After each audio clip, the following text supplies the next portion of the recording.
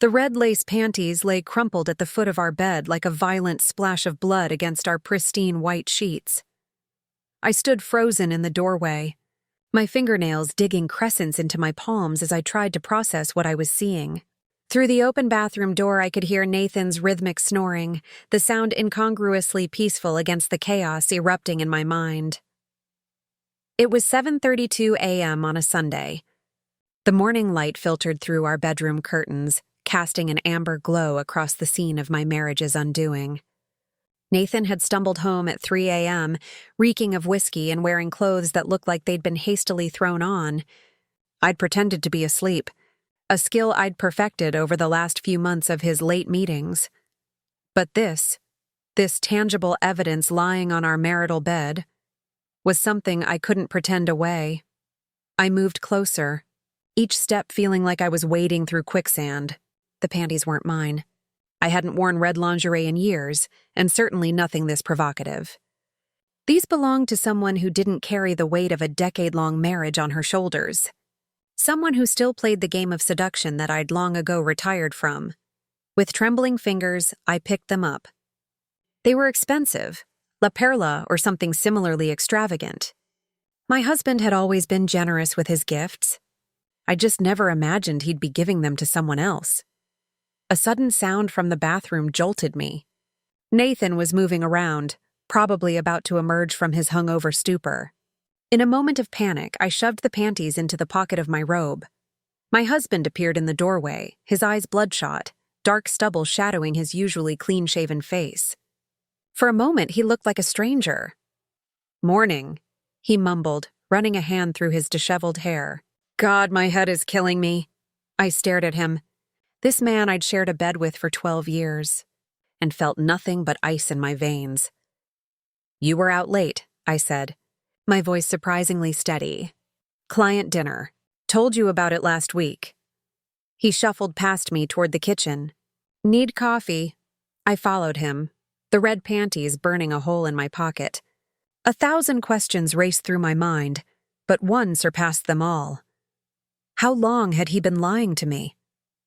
2 hours later, Nathan was showered and somewhat recovered, sitting at our kitchen island scrolling through his phone while I mechanically prepared a late breakfast. Neither of us would eat. "Do you remember getting home last night?" I asked, careful to keep my tone casual as I placed a plate of eggs in front of him. He glanced up, a flicker of something. Concern? Guilt? Crossing his face before he shrugged. "Mostly, why?" "You were in pretty bad shape.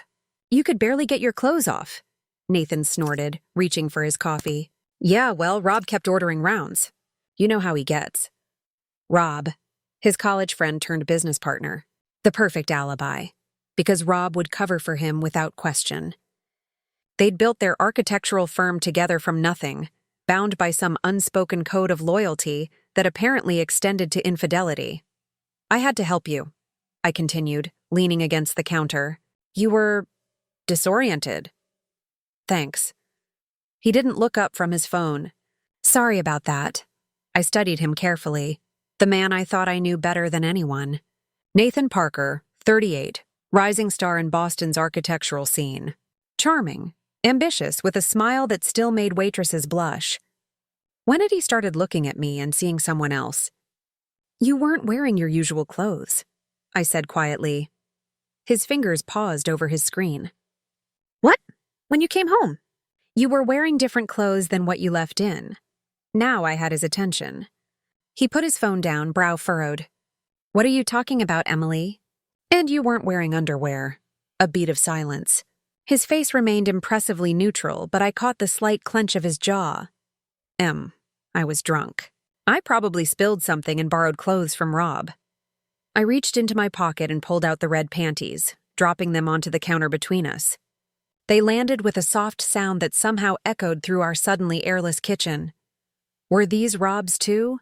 Nathan's face drained of color so rapidly I thought he might faint. His eyes darted between the red panties and my face, his mouth opening and closing like a fish gasping for water.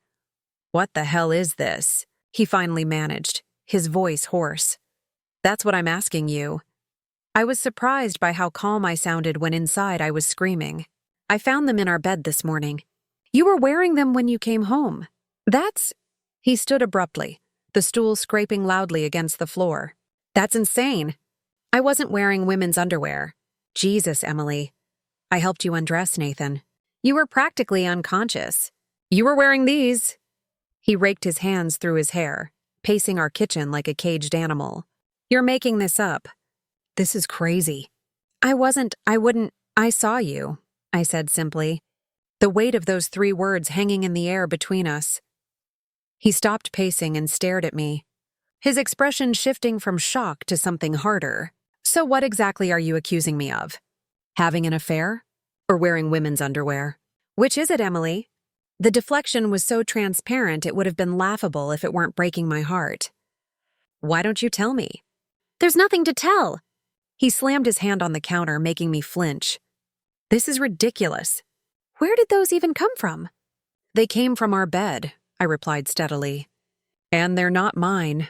Something clicked in Nathan's eyes then. A calculation, a strategy forming. Are you sure? We've been together 12 years. You don't remember every piece of underwear you own. I think I'd remember owning red lace La Perla panties, Nathan. He hesitated just long enough for me to know I was right about the brand. Then his expression shifted to something softer, more vulnerable. Come on. He reached for my hand. I pulled away. You know me. Do you really think I'd cheat on you? After everything we've built together? His words were perfect, the right mix of hurt innocence and appeal to our history. It was exactly what the old Emily would have needed to hear to begin doubting herself. But the woman standing in this kitchen with red panties on the counter between us wasn't that Emily anymore. What I think, I said carefully, is that you should tell me the truth. 6 months earlier, I'd felt the first tremors in our marriage's foundation. Nathan had just landed the Riverside Development Project, his biggest commission yet, and had been working late nights for weeks. I understood ambition. It was one of the qualities that had attracted me to him when we met at a mutual friends gallery opening 13 years ago. He's going places, my friend had whispered as she introduced us. And he can't take his eyes off you. It had been true. Nathan had pursued me with a single-minded focus that made me feel like the center of his universe. Our courtship was a whirlwind of late-night conversations about dreams and ambitions, weekend getaways to coastal towns, and passionate encounters that left me breathless. When he proposed a year later, I didn't hesitate. We were partners, equals building a life together. I'd put my own career as an interior designer on hold when his firm took off, telling myself it was temporary. I'd return to it eventually, but eventually kept getting pushed back as Nathan's star rose. The night I first suspected something was wrong, he'd called to say he wouldn't make our anniversary dinner. The client meeting ran long. I'm so sorry, Em. I'll make it up to you. I'd heard laughter in the background, feminine, intimate, before he quickly ended the call. When he came home hours later, he'd brought expensive flowers and apologies that tasted like ash in my mouth. The next morning, I noticed a smudge of lipstick on his collar, a shade too dark to be casual, too red to be innocent. When questioned, he'd dismissed it as a mark from a client's greeting kiss on the cheek. I'd almost convinced myself to believe him, almost. Then came the late-night texts he'd shielded from my view. The sudden password changes on his phone. The new cologne he claimed was a gift from Rob, and now, these red panties that somehow ended up on my husband's body. I want you to leave, I said, pulling myself back to the present moment in our kitchen. Nathan's expression hardened. You're kicking me out because of some underwear you found? This is insane, Emily. I'm asking you to leave because you're lying to me. I crossed my arms, steadying myself. And because you came home last night wearing another woman's panties and I deserve an explanation. There's nothing to explain. He threw his hands up in frustration. I was drunk. I don't remember anything about panties. For all I know, you planted those to create this whole dramatic scene. The accusation hit like a slap. This was gaslighting 101, and I wasn't having it. That's your explanation? That I'm framing you? My laugh was bitter. Wow, Nathan. That's low, even for you. His eyes narrowed. What's that supposed to mean? It means I'm not stupid. I stepped closer, dropping my voice. It means I know about the late nights that aren't really work.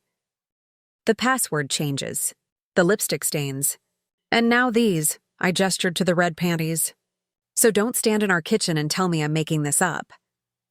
Something shifted in his expression, the realization that his usual tactics weren't working. Nathan had always been able to charm or reason his way out of difficult situations. It was what made him successful in business. But for once, his silver tongue was failing him. "Who is she?" I asked quietly. "There's no she," he insisted, but his voice lacked conviction. "The panties didn't materialize out of thin air, Nathan, and you didn't accidentally put them on while blackout drunk. So I'll ask again. Who is she?" He stared at me for a long moment, then something in him seemed to deflate. He sank back onto the stool, rubbing his hands over his face. "It's not what you think." "Then tell me what it is. Because from where I'm standing, it looks exactly like what I think." He took a deep breath, his eyes not meeting mine. "Her name is Vanessa. She's a client." The simple admission sent a wave of nausea through me. Until this moment, some small part of me had been clinging to the hope that there was an explanation that wouldn't shatter our marriage. That hope evaporated like morning dew. "The Riverside Project?" I asked, connecting the dots. He nodded almost imperceptibly. "She's the developer's daughter." Of course she was. Young, wealthy, probably beautiful. Everything I used to be before I dedicated my life to supporting his dreams. "How long?" My voice was barely a whisper now. Nathan shifted uncomfortably. "Does it matter?" "It matters to me," he sighed heavily. 4 months. 4 months. While I was redecorating our house, planning our summer vacation, and wondering why my husband no longer seemed interested in touching me, he was building a separate life with someone else. "Were you ever going to tell me?" I asked, though I already knew the answer. "It's not serious," he said instead of answering directly. "It was just a distraction. A mistake. A 4-month mistake. That's quite a prolonged error in judgment, Nathan." His expression hardened again. "What do you want me to say, Emily?" "That I'm sorry?" "Fine, I'm sorry. It happened, it was stupid, and now it's over. Is it?" "Yes," he said firmly. "After last night." "It's over." I raised an eyebrow. "What happened last night?" Nathan's eyes darted away from mine, his fingers drumming nervously on the counter. "Nothing. We had an argument." "About what?" "Does it matter?" He stood again, clearly uncomfortable with the direction of the conversation. "The point is, it's done. We can move past this." I laughed, the sound hollow even to my own ears. "Move past this? You've been sleeping with another woman for 4 months, Nathan. You came home wearing her underwear. This isn't something we move past." He flinched at my words.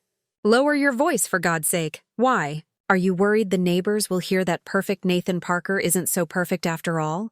His jaw clenched. "You're being hysterical. And you're being a cheating bastard. So I guess we both have our flaws." We stared at each other across the kitchen island. 12 years of history stretching between us like a chasm that had opened overnight. Or perhaps it had been growing for years, and I just refused to see it. "Tell me what happened last night," I said again, my voice steady. Nathan sighed, running a hand through his hair. "We were at her place. I'd had a few drinks at the office first with Rob. That part was true. Then I went to see her. He paused, clearly uncomfortable. "Had sex," I supplied flatly. He nodded once, a tight jerk of his head. "Afterward, we got into an argument. She wanted me to leave you. Said she was tired of being the other woman." He laughed bitterly. "Can you believe that? 4 months and she thinks she has the right to demand I break up my marriage?" The casual cruelty in his tone stunned me. This wasn't the man I married. Or maybe it was, and I'd been blind to it all along. "What did you tell her?" I told her she was crazy. That I had a life, a reputation to think about. That this was just... He trailed off. "Fun," I finished for him. "A distraction." Until it wasn't. Nathan looked at me then, really looked at me, perhaps seeing for the first time the damage he'd done. She didn't take it well. Started throwing things, screaming. I tried to leave, but she followed me into the hallway, still yelling. "I was drunk, Em." I just wanted to get out of there before the neighbors called the police. I could picture it clearly. The scorned lover, the panicked husband, the messy exit. But something still didn't add up. That doesn't explain the panties, Nathan. He looked away, a flush creeping up his neck. She grabbed my underwear when I was getting dressed, said if I was leaving her, she was keeping something of mine. It was childish. I just wanted to get out of there, so I left without them. But that still doesn't explain why you were wearing her underwear when you came home. Nathan's flush deepened. I wasn't thinking straight. I was drunk and upset, and she threw them at me in the hallway. Said if I wouldn't stay, I could at least remember her. The image was so pathetic it almost made me laugh. So you put them on? I wasn't thinking, he snapped. I just shoved them in my pocket. I must have put them on by mistake when I got home. It was the most ridiculous explanation I'd ever heard.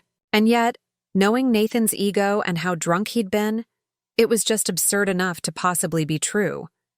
You expect me to believe you accidentally put on women's underwear? I don't know what happened, Emily. I was blackout drunk. Maybe I thought they were mine somehow. He trailed off, looking genuinely lost. I just know I didn't mean for any of this to happen. Let me see your phone, I said suddenly, holding out my hand. Nathan's expression shifted from confusion to alarm. What? No, why? Because I want to see what you and Vanessa have been saying to each other. I want to know if your version of events matches reality. He took a step back, his hand instinctively moving to the pocket where his phone sat. This is ridiculous. I told you what happened. It's over. Then you have nothing to hide, I countered. Show me your phone, Nathan. No. His voice was firm now, defensive. You don't get to invade my privacy because you're upset. Privacy? I laughed incredulously. You lost the right to privacy when you started sleeping with another woman. We were at an impasse, staring each other down across our kitchen. The home we'd created together now felt like a battleground.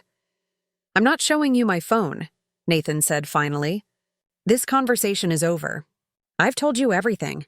It was a mistake, it's finished, and we need to move forward. His dismissive tone ignited something in me. A rage that had been simmering beneath the surface for months. No, I said, the word ringing with finality. We don't need to do anything. You don't get to decide how this plays out, Nathan. Before he could respond, I reached into my other pocket and pulled out his phone. His eyes widened in shock. How did you... You left it on the nightstand when you passed out, I said coldly. And your face recognition works even when you're unconscious. The color drained from his face as I held up the device. Emily, don't... But it was too late. I'd already seen everything. The texts between him and Vanessa. The explicit photos. The promises he'd made to her, many of which mirrored those he'd once made to me. You told her you loved her, I said, my voice surprisingly calm considering the hurricane raging inside me. 3 weeks ago? I've never felt this way before, you said. You make me feel alive again. I looked up from the phone to meet his stricken gaze. Sound familiar? It's almost word for word what you told me 13 years ago at the Gardner Museum. Nathan stood frozen, his carefully constructed narrative crumbling around him. You told her you were planning to leave me, I continued, scrolling through their conversation. That you were just waiting for the right time, that I wouldn't make it easy. I laughed bitterly. At least you got that part right. Emily, and last night, I cut him off. You didn't tell her it was over. According to these texts, you told her you needed more time. That you loved her but couldn't blow up your life overnight. You asked her to be patient. I put the phone down on the counter, unable to stomach any more of his lies. So which version is true, Nathan? The one where you nobly ended things with your mistress? Or the one where you're stringing us both along while you figure out which woman better serves your needs? He had no answer. The silence stretched between us, filled with 12 years of memories now tainted by his betrayal. Get out, I said quietly. Pack a bag and leave. I don't care where you go. Just get out of my sight. Nathan left without much protest, perhaps knowing there was nothing he could say to fix what he'd broken. I watched from our bedroom window as he threw a hastily packed suitcase into the trunk of his BMW and drove away, the red taillights disappearing around the corner of our tree-lined street. Only when I was certain he was gone did I allow myself to cry. Not delicate cinematic tears, but ugly, gasping sobs that bent me double and left me gasping for air. I cried for the woman I'd been, trusting, supportive, blind. I cried for the future we'd planned that would never come to pass. And I cried for the betrayal that felt like a physical wound in my chest. When the storm of emotion finally passed, I sat on the edge of our bed, no, my bed now, and stared at the red panties I'd placed on the nightstand. Such a small thing to bring down a marriage. A scrap of lace that had revealed the truth Nathan had been so carefully hiding. My phone buzzed with a text from him. "I'm staying at the Marriott. Can we talk tomorrow when things are calmer?" I didn't respond. Instead, I did something I should have done months ago when I first suspected something was wrong. I called my oldest friend, Diane. "Can I come over?" I asked when she answered. I need a friend right now." An hour later, I was sitting in Diane's cozy apartment, a glass of wine in hand, pouring out the whole sordid story. To her credit, she listened without interruption, her expression shifting from shock to anger to sympathy. "What a piece of work," she said when I finished. "Wearing her underwear home? That's a new level of pathetic." Despite everything, I laughed. It felt strange, like my face had forgotten how to make the expression. "What are you going to do?" Diane asked, refilling my glass. It was the question I'd been avoiding since Nathan walked out the door. What was I going to do?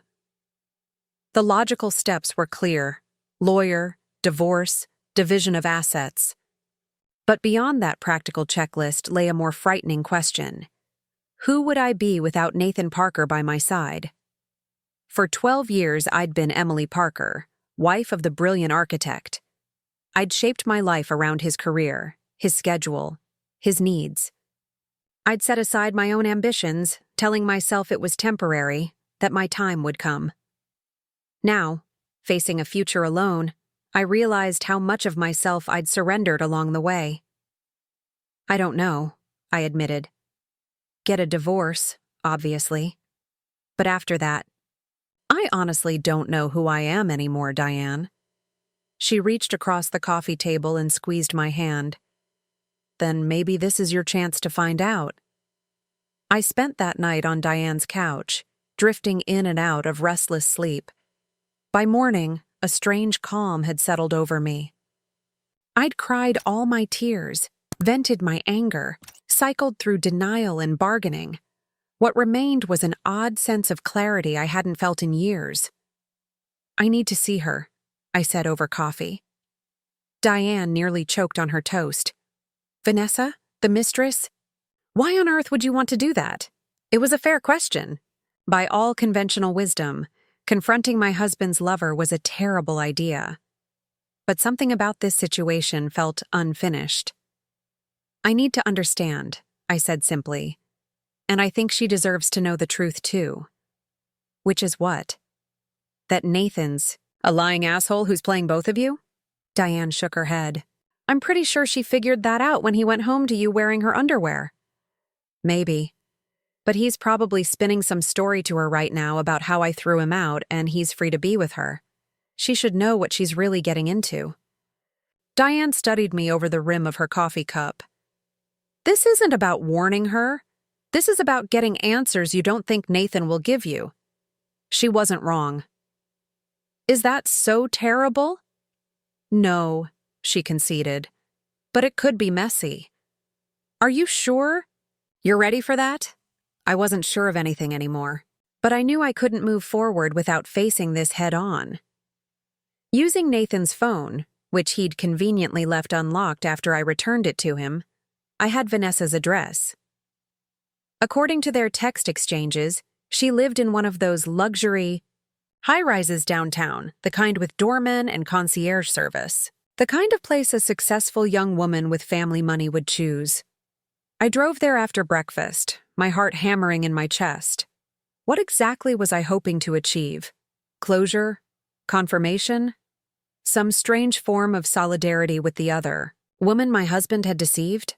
I wasn't sure, but I felt pulled toward this confrontation like a moth to flame. The doorman was suspiciously easy to get past. "I'm here to see Vanessa Mitchell," I said confidently, as if I belonged. He waved me toward the elevator without question. Standing outside apartment 1507, I hesitated, my hand raised to knock. Was I really going to do this? What would I even say?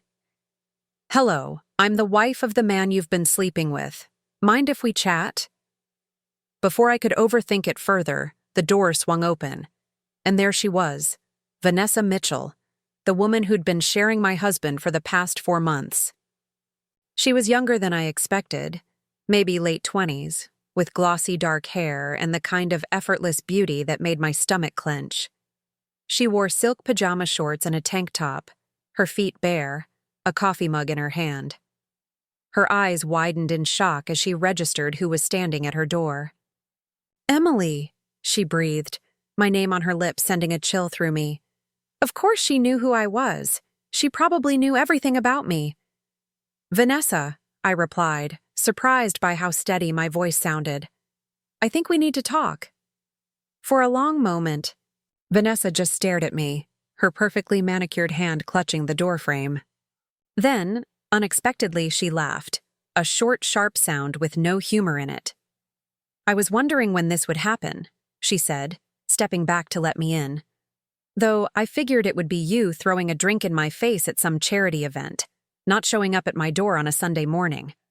Her apartment was exactly what I'd imagined, sleek, modern, with floor-to-ceiling windows overlooking the city. The kind of place featured in architectural magazines. The kind of place Nathan would design. "Nice place," I said, for lack of anything better. "Thanks." She gestured toward the living room. "Do you want coffee? Or something stronger? I feel like this conversation might require alcohol." The casual offer threw me. I'd expected defensiveness, perhaps hostility, not this strange hospitality. "Coffee's fine." She disappeared into the kitchen, returning moments later with a steaming mug. "I assume Nathan told you everything," she said, sitting across from me. "After his dramatic exit last night." I took a sip of coffee to buy myself time. "Why don't you tell me your version of what happened?"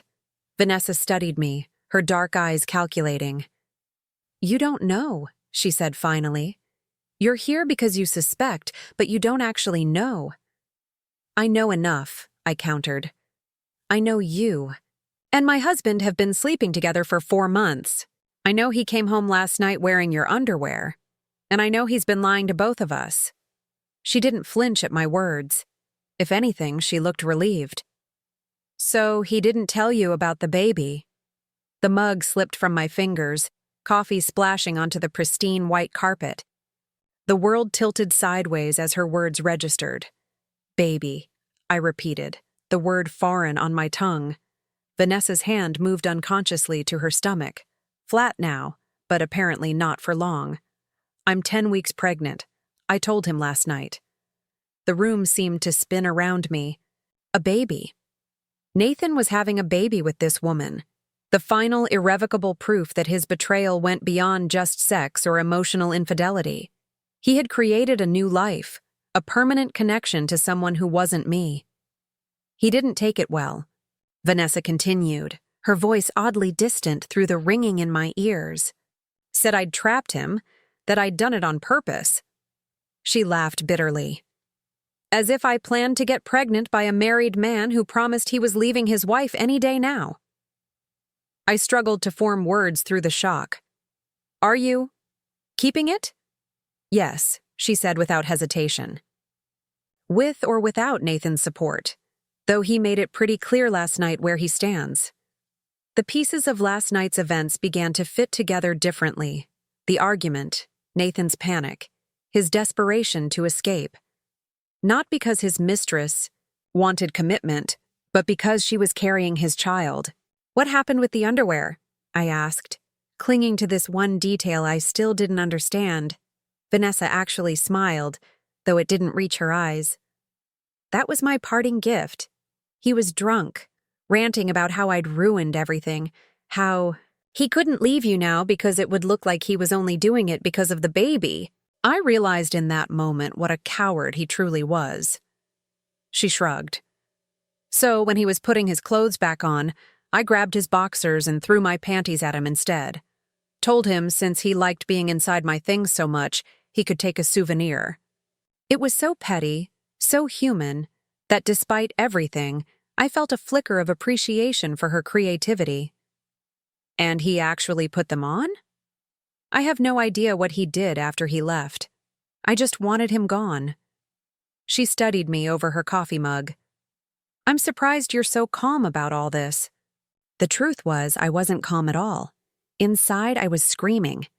But somehow, sitting here in Vanessa Mitchell's impeccable apartment, learning that my marriage was even more thoroughly destroyed than I'd thought, I felt oddly clear-headed. I've been preparing for this moment for months, I admitted. I just didn't know what form it would take.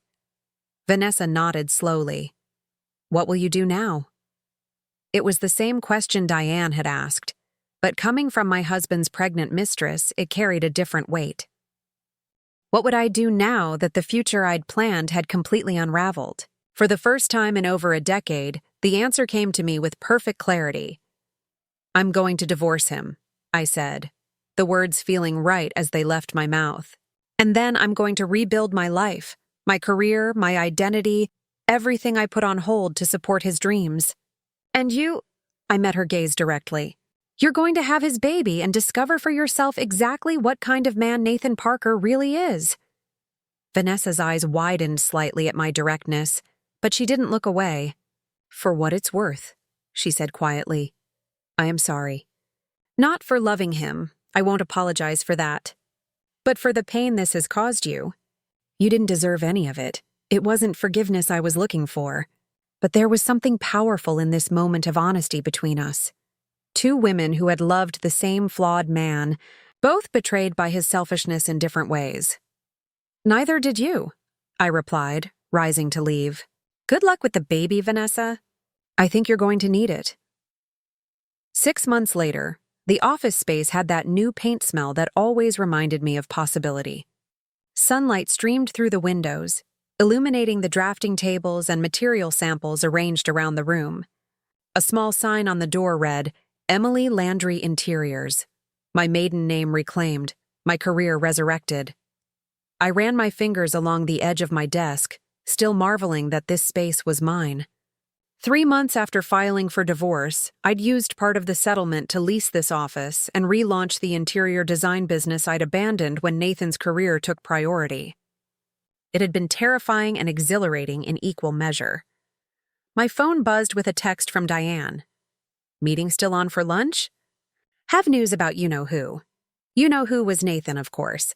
After the explosive divorce, made all the more sensational by Vanessa's pregnancy, he'd retreated from our social circle, focusing on damage control for his reputation and career. Last I heard, he'd moved into Vanessa's apartment and was trying to make it work for the baby's sake. See you at 1, I texted back, setting my phone aside to focus on the concept boards for my newest client, a boutique hotel downtown that wanted to rebrand with a more modern, sustainable aesthetic. It was the kind of project I'd dreamed about tackling, and now it was mine. Later, over salads at our favorite cafe, Diane leaned forward with the gleam in her eye that meant juicy gossip. So, Rob called Michael last night, she began, referring to her husband's friendship with Nathan's business partner.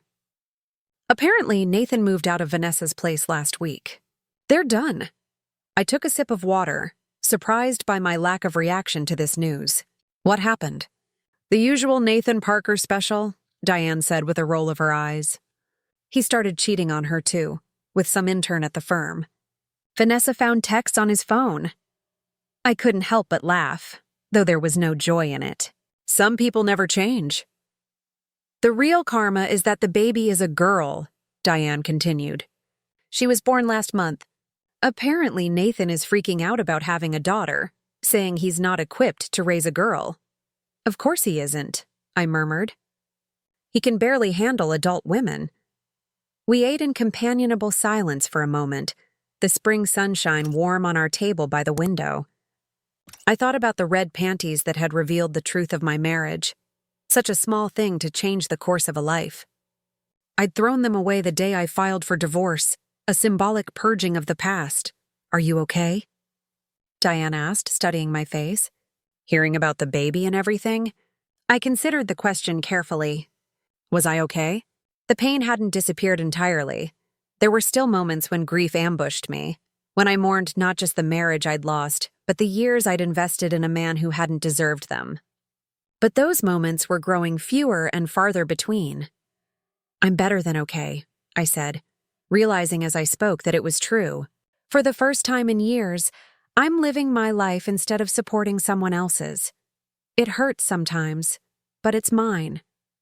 Diane raised her water glass. To reclaiming your life. I clinked my glass against hers, thinking about how sometimes the end of one story is just the beginning of another, better one. Nathan Parker had been a chapter in my life, a long and significant one, but he wasn't the whole book. And the pages ahead were mine to write. To new beginnings, I replied. Red panties and all. And that wraps up today's story. Now we want to hear from you. Where are you watching from? Drop your city or country in the comments, and let's see how far these stories reach. If this story moved you or gave you chills, give it a like, share, and subscribe for more powerful stories. One last thing, rate the story from 1 to 10 in the comments. Your feedback helps us bring you even better ones next time. Thanks for watching. We appreciate you being part of this storytelling journey.